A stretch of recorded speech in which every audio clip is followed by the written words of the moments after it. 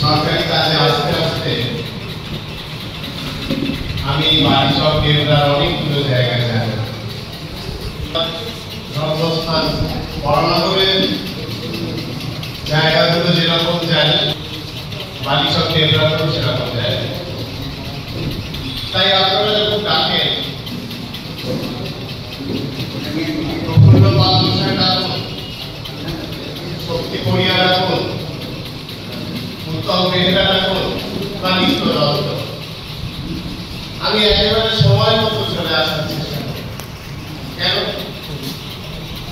আমার মনে হয় বালিচকের প্রতি আমার কিছু দায়িত্ব আছে। আজকে যেভাবে এই পত্রিকা বেরোলো, এই পত্রিকার ইতিহাস এবং পত্রিকা নিয়ে ভাবনা চিন্তা এত চমৎকার ভাবে আপনারা তুলে ধরলেন। বিদ্যাসাগর মশাইয়ের জন্মদিনে এই বালিভূমি একটা অন্য মাত্রা নিয়ে প্রকাশ পেল।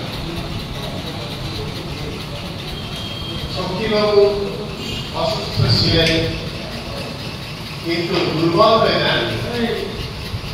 তিনি যে গানটা গাইলেন, চরণধ্বনিতে বিয়োগ আমারে, ওই জায়গাটাই যেন আপনারাও এখানে সংগঠকরা বক্তব্য হিসেবে তুলে ধরলেন, যে আমরা যেন সেই ঈশ্বরকে ধরতে পারি, ধরার উপযুক্ত করে নিজেকে তৈরি করতে পারি।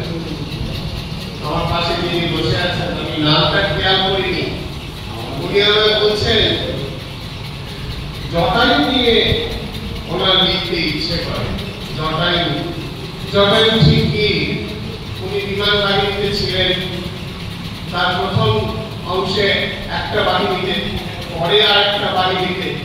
উনি বলছেন যে জটায়ুর একটা মানে হচ্ছে ঈগল, আরেকটা মানে হচ্ছে শকুনি। আর আমি ভাবছি আমার ছোটবেলায় দেখা রাবণ চুরি করে নিয়ে যাচ্ছে সীতাকে, আর জটায়ু সে একটা পাখি, সে বাধা দিচ্ছে। এই ছবিটা আমার মাথায় আছে।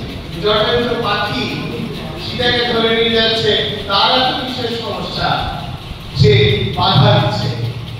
আমার সমাজে নারীর উপর অত্যাচার হচ্ছে, আমি কি জটায়ু হব? আমি কি বাধা দেব?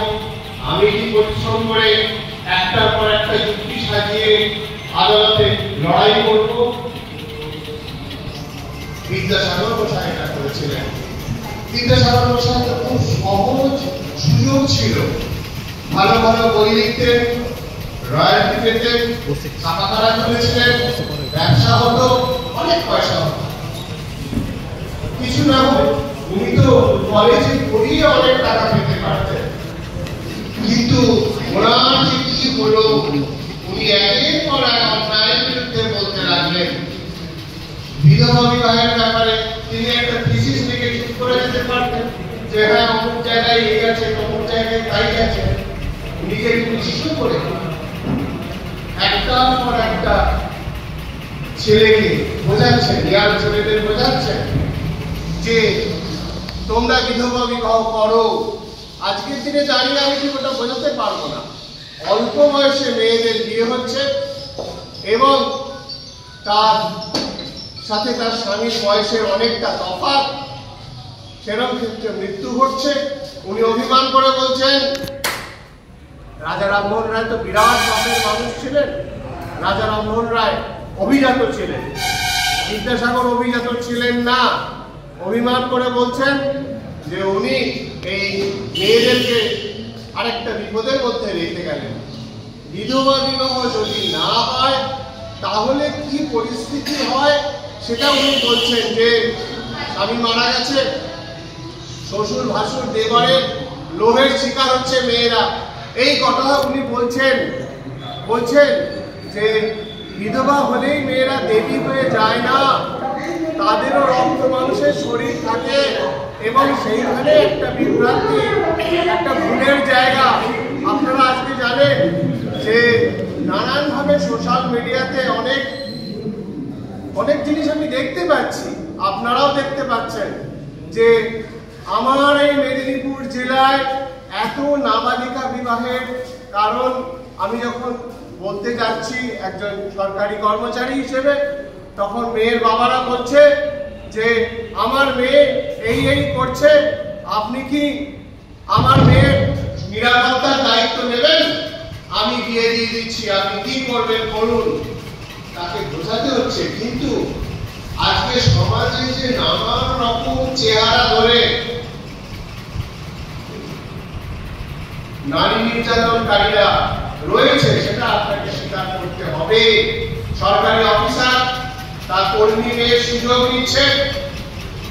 আমি বলতে বাধ্য হচ্ছি, পাঞ্জাবের পুলিশের যারা অফিসার ছিলেন কেপিএস গিল, তিনি কি করেছিলেন?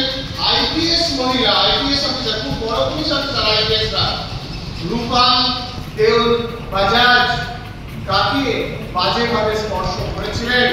এবং খুব দুঃখের কথা যে আমাদের দেশের আইন সত্যি সত্যি খুব বড় লোক, খুব ক্ষমতাধরদেরকে ছুঁতে পারে না। কেপিএস গিলের খুব বড় শাস্তি হয়নি, উপযুক্ত শাস্তি হয়নি, রূপাল দেওল বাজাজের চোখে জল পড়েছে। আমি আর্জিকরের কথা সবসময় বলি, আমি বলতাম যতদিন এই অন্যায়ের প্রতিকার হবে আমাকে বলে যেতে হবে। সরকারি প্রতিষ্ঠানের ভেতরে একটা কর্মী মেয়ের উপরে এই ঘটনা ঘটলো, প্রমাণ লোপাটের অভিযোগ আছে, তার পিছনে অভিযোগ আছে যে হাসপাতালের ভেতরে ম্যানেজারিয়াল ম্যানেজমেন্টের বহু রকম ত্রুটি, এবং এগুলোর বিরুদ্ধে যারা বলতে গেল তাদের উপর নানা ধরনের আক্রমণ আপনারা জানেন। প্রমাণ লোপাটের এই অভিযোগ, এবং কোর্টে কপিল সিবাল আসছে, তখন ভারত সরকারের সলিসিটর জেনারেল বলেছেন একটা মেয়ে মারা গেছে, আপনারা ভাষাটা ঠিক হচ্ছে না, এটা দেখতে ভালো লাগছে না। কিন্তু বিদ্যাসাগরকে আমরা যেন এই জায়গা থেকে ছুঁতে পারি। আজকে আমরা সেই একই সময়ের মধ্যে রয়েছি যে সময় আমাদের জটায় উপরে ওই রাবণের সঙ্গে লড়াইটা করতে হবে। হয়তো আমার ডানা ভাঙবে, হয়তো আমার প্রাণ যাবে, কিন্তু আমরা যেন জটায়ু হয়ে উঠতে পারি। নমস্কার।